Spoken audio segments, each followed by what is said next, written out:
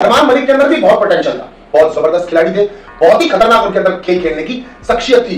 बस उनका एक पॉइंट जो मुनव्वर ने भी आज हाईलाइट किया कि सर आप सूट वाला गाना बनाते हो, वहां पर दिखाना चाहते हो अपनी बीवी को, और फिर वहां पर अगर लोग कमेंट करें, शो से पहले भी लोग कमेंट करें तो आप उनको आंसर नहीं करते हो, पर यहां पर आप हाथ उठा करके आप बबूला हो रहे हो। अरमान का जवाब बिल्कुल ठीक था कि भैया जो सामने खड़ा होकर बोल रहा है उसको तो मैं दे सकता हूं, लोगों के घर थोड़ी जाऊंगा। I agree with that. और वो मुनव्वर का क्वेश्चन भी कोई बहुत ज्यादा सेंसफुल नहीं था, मुझे उसमें कुछ ज्यादा समझ में नहीं आया।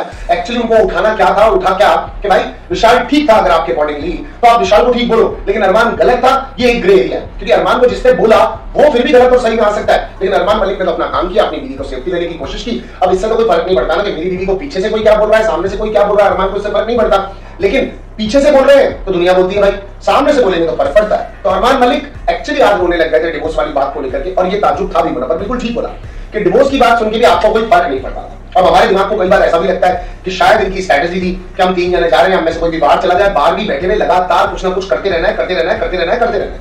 अब आज जो पायल कर रही है हो सकता है वो सच है, और क्योंकि एक्चुअली रेट बहुत मिलता है, लोग बहुत गलत गलत बोलते हैं, तो ये सब करने का दिल तो करता होगा, बुरा तो दिल से लगता भी होगा, और मैं एग्री भी कर रहा हूँ कि हाँ यहाँ पर पायल को बुरा लग रहा होगा।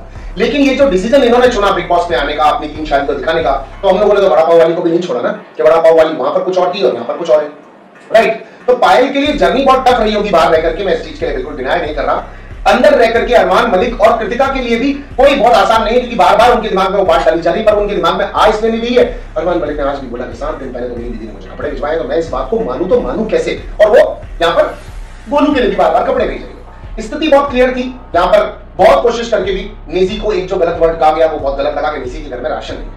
Late me tell you guys, मैं किसी को ऑफेंड नहीं कर रहा, किसी के बारे में गलत नहीं बोल रहा, पर आपको दिल से बात बताना चाहता हूं। एक्चुअली नेजी रबा जो एक बहुत बड़े रैपर है, एक ओजी रैपर है, रैप मैंने भी सुना, मुझे बहुत अच्छा लगा।